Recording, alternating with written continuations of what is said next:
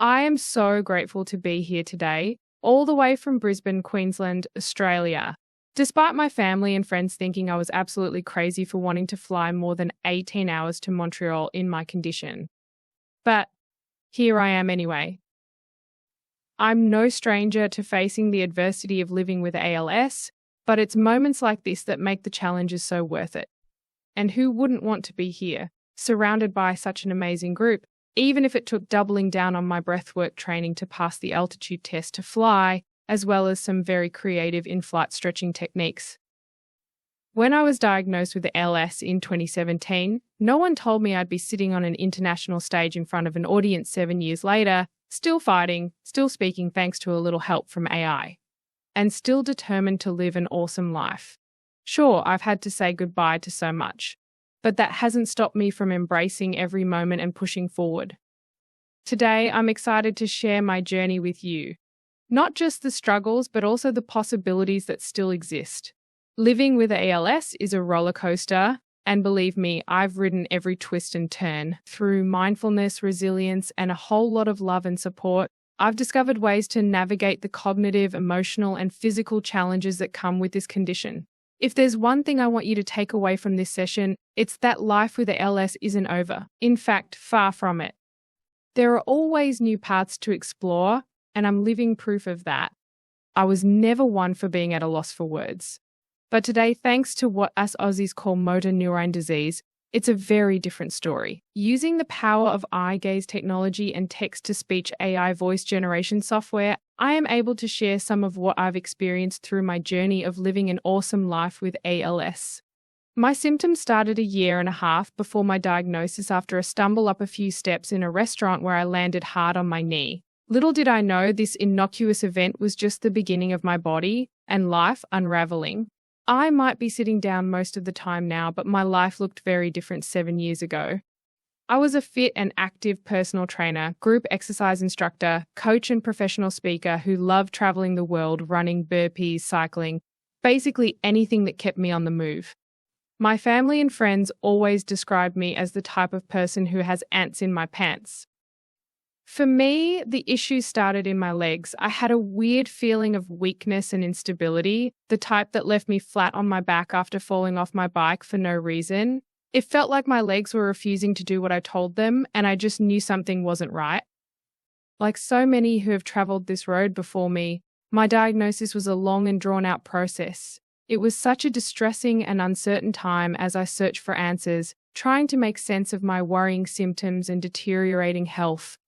It took 3 different neurologists, a variety of specialists, a number of MRIs, and a whole slew of other tests across an exhausting 18 months before finally getting the answer. To be honest, the diagnosis came with a certain feeling of relief, although ALS was the worst possible case scenario. Being on the receiving end of bad news with such a poor prognosis was absolutely traumatic. On top of that, I was interstate for the neurologist appointment. I needed to board a flight to return home to Queensland to tell my husband and daughter the news, knowing full well there was no cure and that there was a limit to what could be done to help me. At the time my daughter was 19 years old, I had been married to my husband Steve for 5 years and I was only 53 years old. Disease progression for ALS is so unpredictable. There really wasn't a lot of information I could give my family about what our future might look like. But I've always been a glass half full kind of girl, so when I was given a prognosis of 2 to 5 years, I took that as a challenge. Seriously, why not aim for double digits? At that moment, I refused to let ALS dictate my future, and I had no plans to just give up. This journey has taken me through some of the greatest highs and lowest of lows I've ever experienced, with lots of laughs and tears in between. I'm definitely not one to take life too seriously, and I still do my very best to continue living my life as though I don't have ALS at all. That's not to say I'm living in denial, although maybe there was a bit of that in the beginning. Of course, I wanted things to go on as normal. But what I've really tried to do is make sure I don't allow ALS impede me from living a life I am excited to get out of bed for every day. And I'd say I've managed to do exactly that. It makes all the difference in the world to have moments of magic and fun sprinkled into the mix of all the challenges and frustration that ALS brings, and I'm so lucky to have had many over the years. After moving through the initial shock of the diagnosis, I knew there was work to be done. My first goal was to regain control over my life and figure out how I was going to continue living my awesome life to the fullest. I knew this was where I held my power. My power was in the freedom to choose how I was going to respond to this adversity. The way I saw it, I had been given the opportunity to survive ALS, and boy, was I going to come out swinging. There's no way I was going down without throwing a few good punches of my own. Life has offered me a choice, and I am determined to not let my diagnosis take away from living it. I'm choosing to be optimistic and positive no matter what is thrown at me. I knew I needed to be as mentally fit as I had always been physically, and that having a resilient mindset throughout this journey would be key. From that moment, I made a pact with myself to do whatever I could to keep showing up no matter what. As far as I was concerned, while my neuroreceptors were still functioning, it was full systems go. Unfortunately, things moved pretty swiftly. Initially, I used one crutch to stabilize myself, but there was just no stopping its progress. After years of taking anywhere from 7 to 15 group fitness classes a week, I led my final bike class in March 2018. By the middle of that same year, about 9 months after my diagnosis, I became fully reliant on my wheelchair and Steve was my full-time carer. Moving into 2019, I faced my next big challenge as the muscle weakness continued relentlessly.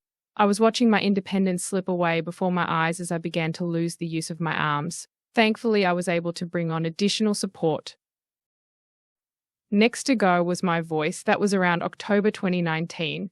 Never one to throw in the towel, I found a way to be heard. I started using technology which allowed me to talk using my eyes. For more than 5 years now, this is how I've communicated. I've been able to actively participate in conversations, type documents, research online, use email and messaging platforms. There is not much I can't do. Just don't let my battery run out.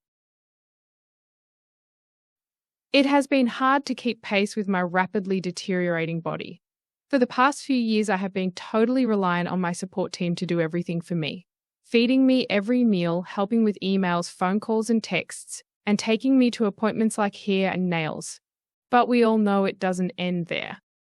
From using the bathroom, holding a utensil, getting into the car and putting your seatbelt on, standing up, sitting down, rolling over in your sleep when you're uncomfortable, even getting dressed or applying my own makeup becomes a two-person job. And boy, what hilarious mishaps can arise from that. I still laugh about some of the situations I have found myself in over this journey. Getting dressed one particularly early morning, I somehow ended up with my underwear on sideways. Yup, you heard right. Unable to warn my carers what was unfolding down below, I just had to grin and bear it. Let me tell you, spending the day in lopsided underwear is no easy feat. For me, this loss of independence has been my biggest challenge. With 2 carers around the clock, personal privacy is now non-existent, other than a few minutes each day on the toilet. I can't even fart in peace. I have always been fiercely independent. I am a natural leader, strong and resilient, and never really one to ask for help. But I've also needed to come to terms with the fact that life had other plans for me. There were lessons here that I was being forced to learn whether I liked it or not. Like others living with ALS, I've had to make many difficult choices along the way, and as it turns out, I've rarely taken the easy road. I've made decisions that I believe are right for me and me alone. Throughout this journey, my focus has always been on maintaining the highest level of normalcy and dignity, both of which play a vital role in my overall health and well-being. I also made the decision not to have a feeding tube inserted. Thankfully, dysphagia hasn't stopped my ability to eat yet, but it's taken a lot of hard work to maintain it. I guess this ties back to my use it or lose it mentality. Losing the ability to eat was never an option for me. And I've worked tirelessly ever since to preserve it, even managing to get my weight back up from a low of 44 kilos in 2022.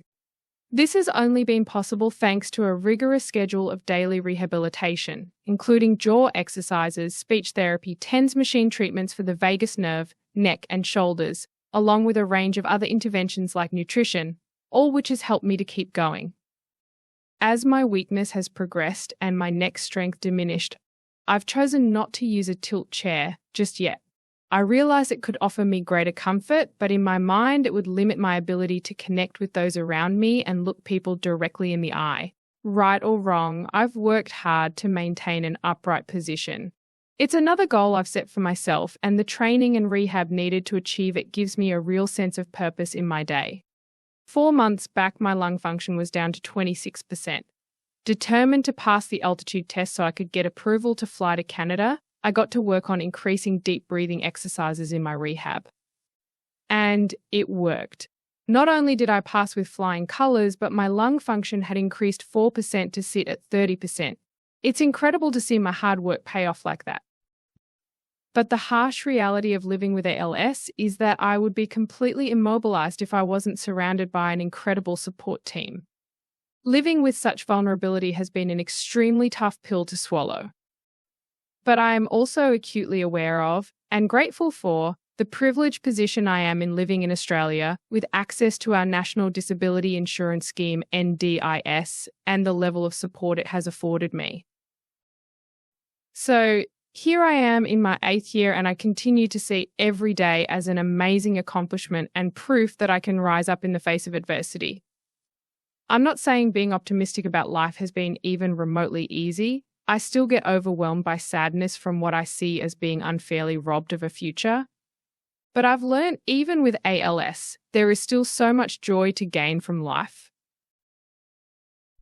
I've been able to use this experience to bring people together through my Facebook group called Leanne's Health Mission. With my mission to inspire others at the forefront of my mind, I designed a wristband for friends and family to wear, adorned with a purpose to live by, to be awesome every day.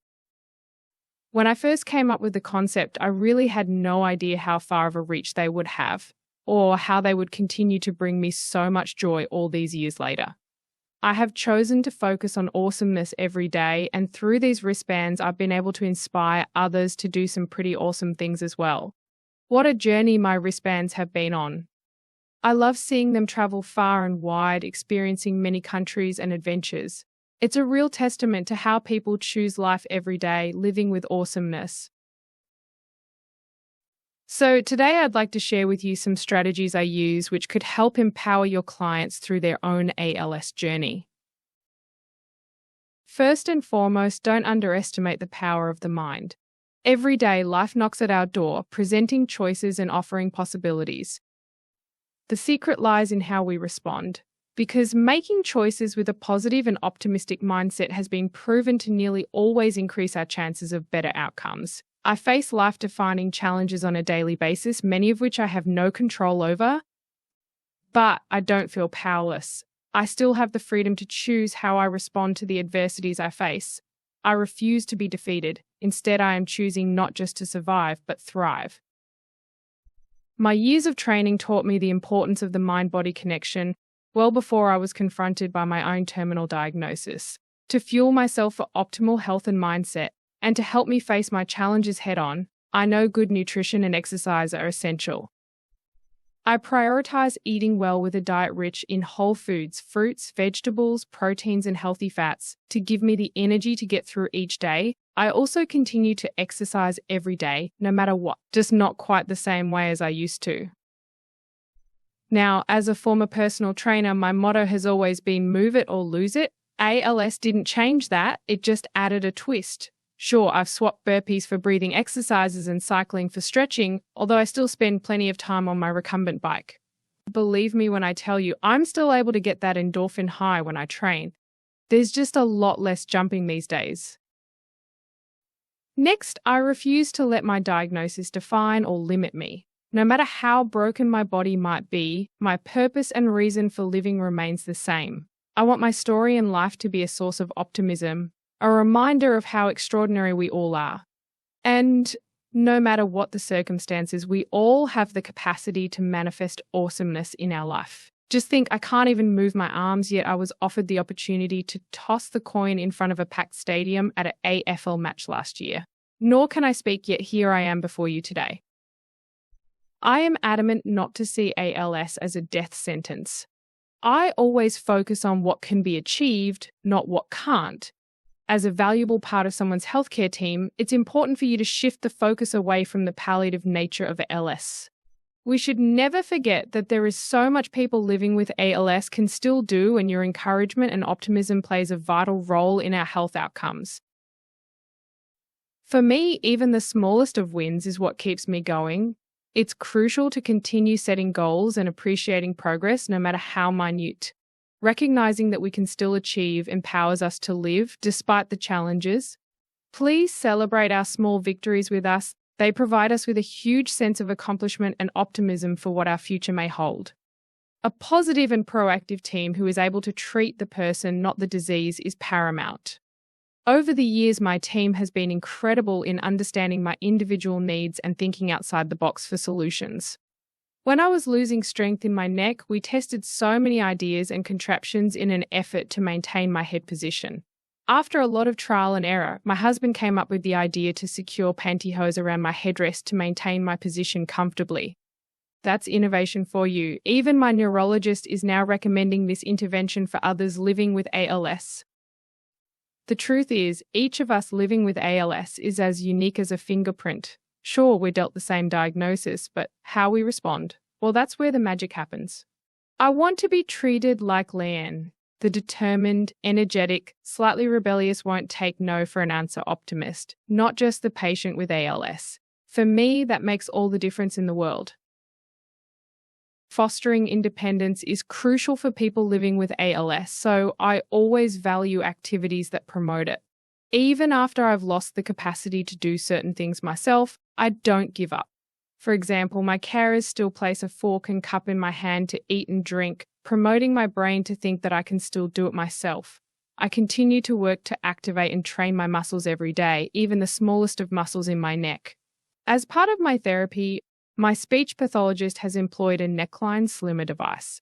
No, she's not suggesting I have a double chin. Instead, she knows the importance of working to maintain neck muscle strength to help me to continue eating and speaking. I also decided to remove my ankle brace some of the time when practicing my walking. This helps focus on building strength and improving form with the goal of eventually not needing it at all. I know these wins are all thanks to my mental strength and resilience. This journey has proven to me just how strong I really am and how crucial my mindset is when tackling these obstacles. I choose to stay positive and surround myself with positive people. These goals give my life a real sense of purpose, something to strive towards and focus on even during challenging times. But I'd be lost without the unwavering support of my team. Their belief in my potential fuels my determination to keep pushing forward. But at the end of the day, we each have to get on with it in our own way. I guess what I'm saying is there's no right or wrong way. It all comes down to what's right for you. It really is a personal journey of self-discovery. Finding my purpose has been one of the most fulfilling parts of my journey. Despite all the challenges I've faced living with ALS, I never lost sight of my mission to make a difference in people's lives. Earlier this year, I achieved a lifelong dream by publishing my memoir, Finding Awesomeness Through Adversity. It's not just a reflection of my resilience, it's a result of determination to leave a lasting impact. Sharing my story in print was a huge turning point for me. I feel like I had spent so much of my time after my diagnosis living a double life. I continued living like it was business as usual and nothing had changed. At least that's what my mind was telling me. But day by day, ALS took hold of my life, and coming to terms with this was a huge challenge. Writing my memoir was so therapeutic. Here I was exposed to the world. It really has allowed me to connect with myself on a deeper level.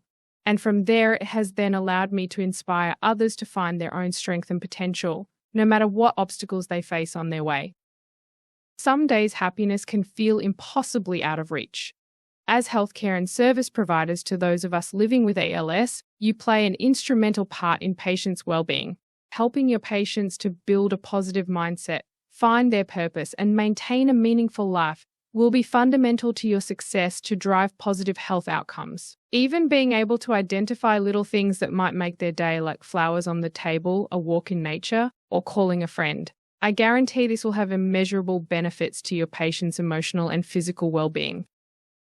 I encourage you to continue to empower your ALS patients by embracing positivity, focusing on their abilities, and celebrating every small win. Treat each as a unique individual and encourage them to find purpose in life. You are a critical part of their team, and your belief in their potential makes a world of difference.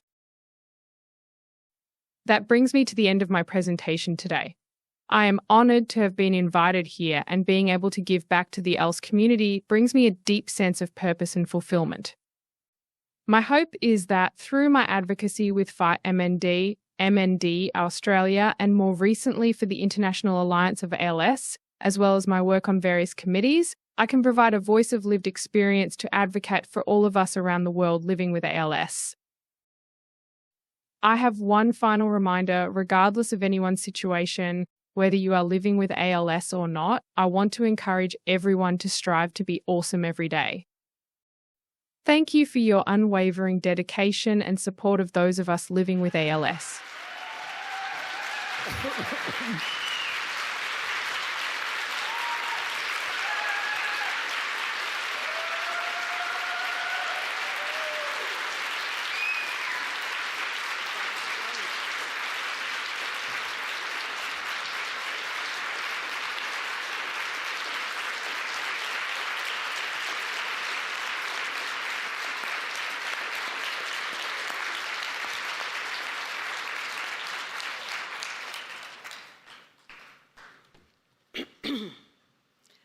Thank you so much for that.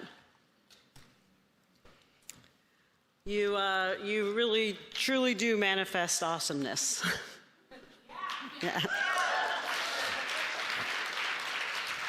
And I'm sure the healthcare professionals in the room were pleased and inspired to hear that they really can make a difference in someone's life. And, you know, we're, of course, so impacted by what we were able to see there.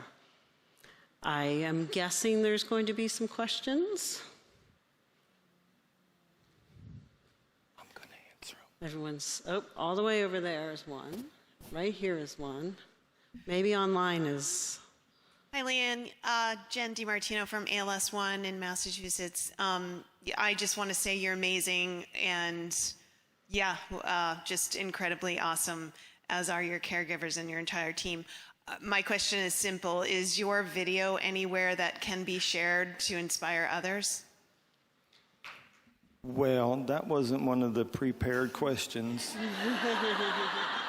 I will tell you I am from a middle-class family, but I think it will be available. Yes, she will make it available.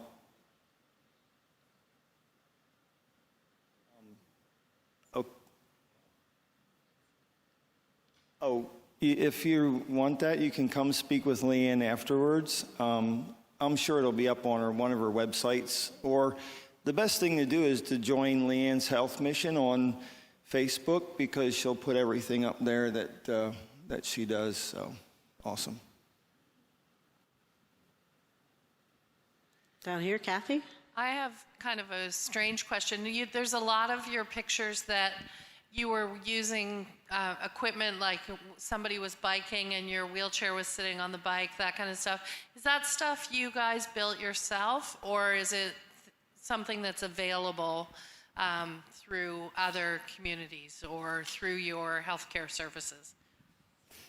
Strange answer coming. A lot of the things that we've done over time, we've done ourselves. We found it somewhat arduous in the beginning to go through, even though we're 100% grateful for the NDIS and what they provide. Without that, we wouldn't be here. But a lot of stuff that we've done on our own. Like that recumbent bike, we just went out and bought it. And if you notice there, she pedals backwards, which still gives it's harder to pedal backwards than it is forwards. So a lot of this stuff that we do, that we've done ourselves. Her gym, the garage is turned into a gym. We go to other gyms with our support team, and yeah, they do. She directs it. I just do it. Anything online? While they're getting microphone. Do you have any more of the bracelets here? Or are you out?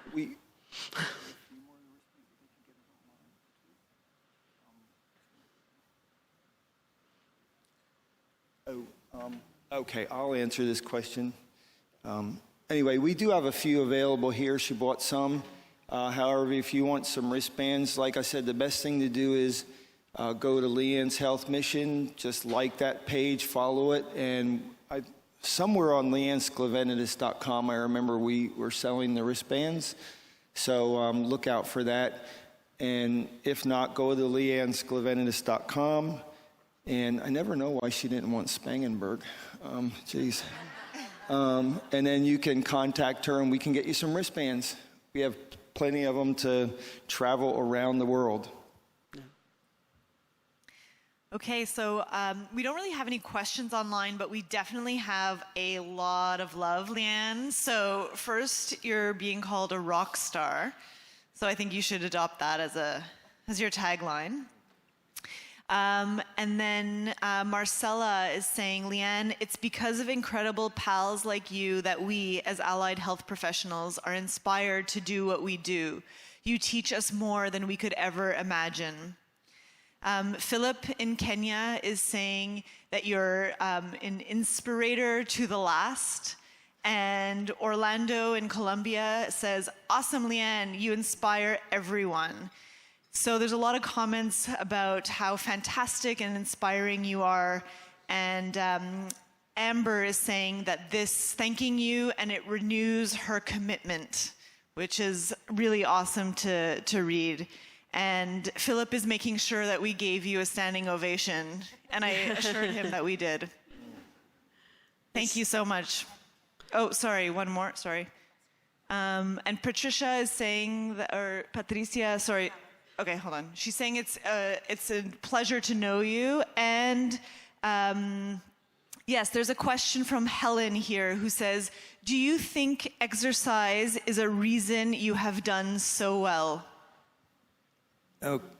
Okay, to Helen, I'm getting a positive yes there, and I'll expound on it as I always do, a man of few words. Leanne...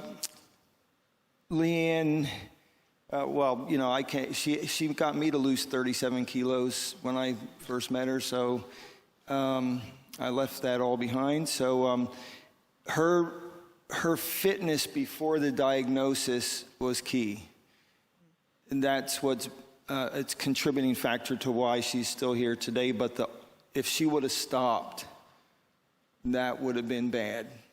So she exercises every single day. It doesn't matter. We're traveling. We set up I didn't set up. She set up a room in the Sheraton with a massage bed, and she's brought our wonderful friend, her wonderful long-term friend, Di, with us to do stretches and exercises. And the care team that we have with us is second to none. They all participate. They all know how to do stretches. They all know how to do her exercises. So, like she said, move it or lose it. And that can help anybody. And it's never too late to start. Would that be a good thing to say? It's never too late to start. Wonderful, thank you. And we have one last comment and question here. So it's from Orlaith. Sorry, it's written very small. Thanks for sharing your story. You are amazing, Leanne, and obviously supported by a great team.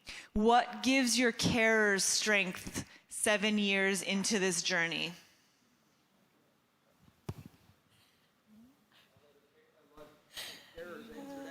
I'm not very good at this, but I think it's an honor for myself and Leanne's care team to provide care for her. She is an inspiration to all of us, and she helps us as much as we help her. Absolutely, and it's Leanne is good at creating an environment where people can thrive. They can be themselves. They can have fun. We have fun. We laugh. We do all kind of weird stuff. And it's all on her. She creates the environment. I just dance along somehow.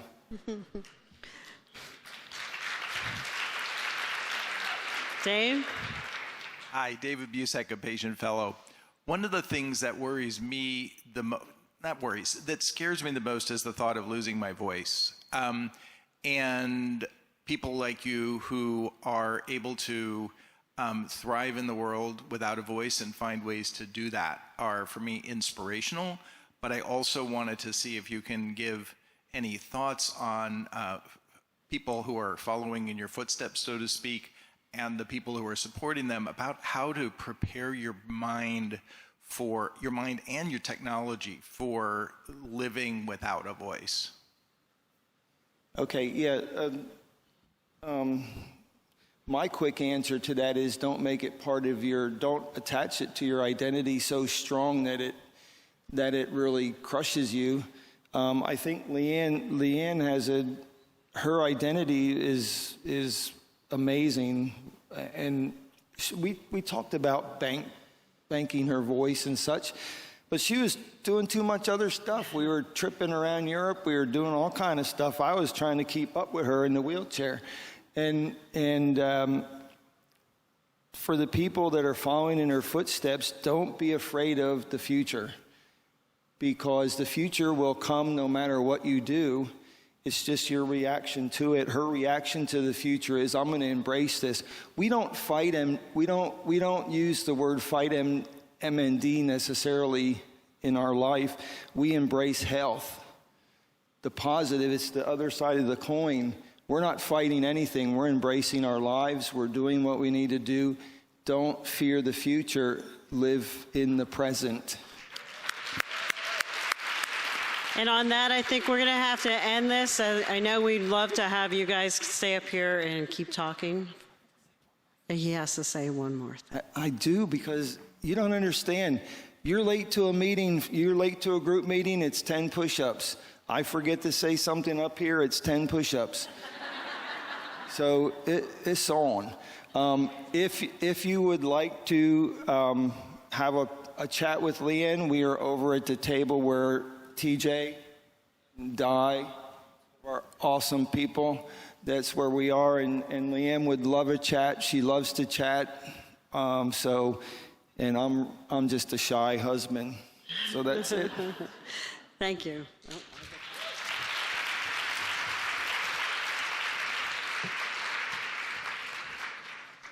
And I do believe that the people online were giving you a standing ovation as well.